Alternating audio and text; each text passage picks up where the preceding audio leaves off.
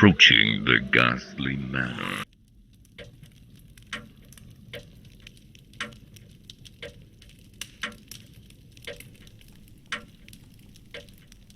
Hello, Kuva. Hello. I have the creator of the Ghastly Manor 2020 here, and I have a bunch of questions for you. Can I ask you a bunch of questions? Sure. Go for it. Can I be nosy? Yeah, if you want. Okay, so you've been in SL for 13 years. What the hell made you finally do a ride after 13 years? Like, that's what I have to know. Just that I saw it would be possible after we had a small one last Halloween. That inspired me to think bigger and try and do something I'd never done before, really. It's inspiring too. Like, people who have been here for years and years and years and they don't get anything done, one day they could be like, you know what? I want to build a whole entire sim. They could do it. They could totally do it. Okay, so how did this idea come together to do this ride specifically, which is the Ghastly Manor? Well, I knew I wanted to do a haunted house, and when I was young, I used to see a haunted house ride at the beach that I never could go into because my parents wouldn't. They thought I was too young for it and it would scare me too much. But it always stuck in my mind as this place that I really wanted to see. Well, when I started dabbling with the idea of making a ride, I thought about that one, and the idea of trying to, at first, duplicate it as best I could.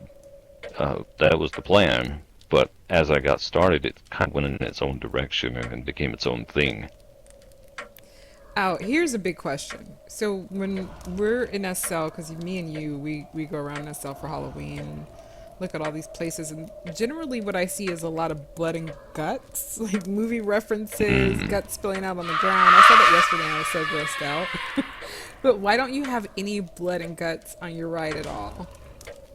It just isn't my style. When I think of Halloween, I think of very traditional elements like pumpkins, skeletons, Dracula, Frankenstein, Mummy.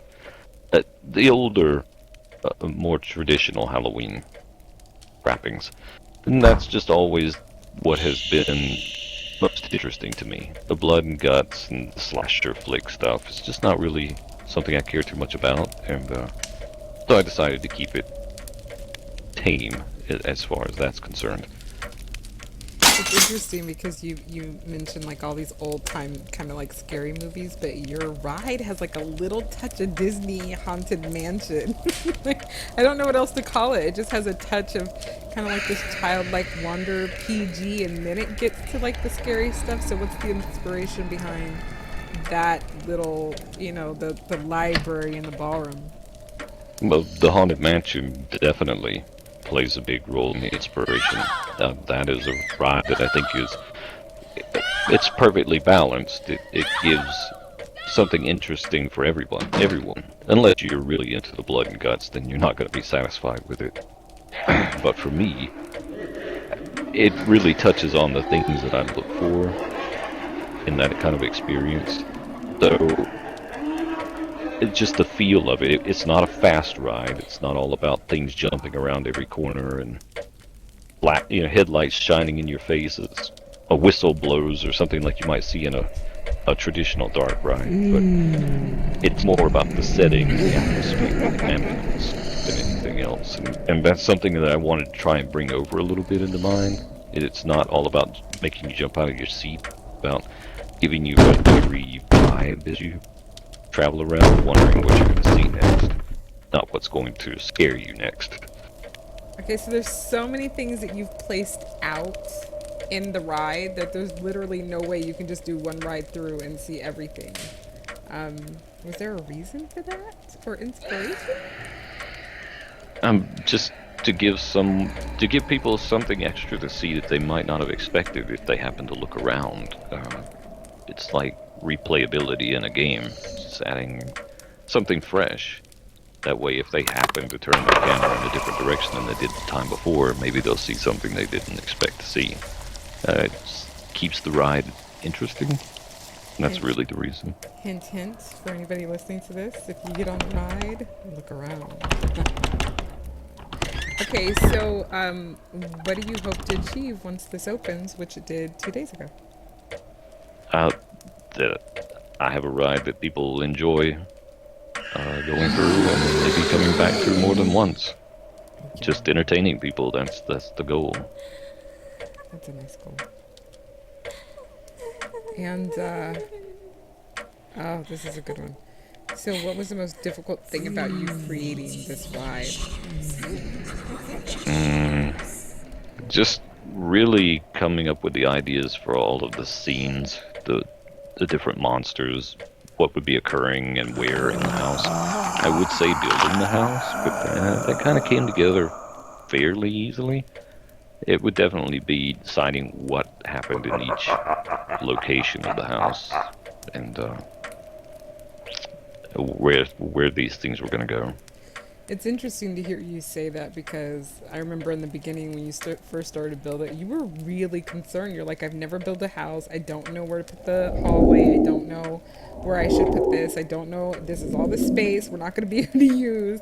So it was a really big deal in the beginning, but looking back, you don't really feel like that was the most difficult aspect? No, not really. There were elements that I had to redesign according to changes that came about during the building process, and that threw a little bit of a hiccup into it. But overall, no, building the house itself tended to not be that difficult, except the grand staircase. That was a little bit of a test of patience. more so finding one that was appropriate. Okay. And this may be last but not least. We'll see. I may have more questions. How did you get inspired to actually decorate the house? Because I've talked a little bit about how it seemed a little Disney-esque at the bottom, and then you get to the top, there's this different feel, and there's like different rooms that we're looking at. Where'd the inspiration for that come from? Well, the base inspiration was I needed it to feel Victorian. I wanted that to be the setting, 1800s-ish, very early 1900s in appearance.